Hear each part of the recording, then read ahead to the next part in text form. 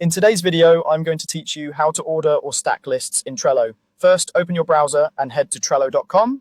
If you're not already signed in, log in so you can access your boards. From the Trello home screen, look for the section labeled Boards. That's where all of your projects live. Click Boards to open your list of boards, then choose the one you want to work in and open it.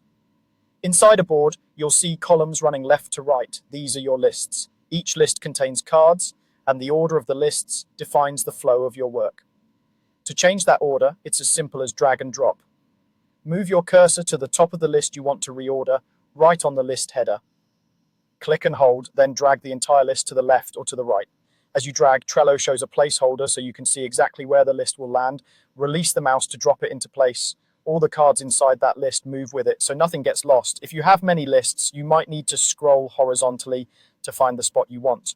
On a trackpad, swipe left or right. With a mouse, use the horizontal scroll or hold shift while scrolling. If a list doesn't seem to move, make sure you're grabbing the header, not a card, and confirm you have edit access to the board.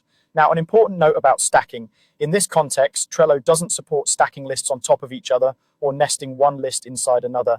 Lists live side by side, and the way you organize them is by changing their left to right order. So while you can reorder them freely, you can't stack them vertically to create layers of lists. A few quick tips to make this smoother. Decide on a clear sequence for your workflow, like placing the most important or most active lists toward the left, where they're easiest to reach. If your board gets wide, zoom out in your browser to see more at once, or temporarily collapse any sidebar that's taking space so you have more room to drag. That's it.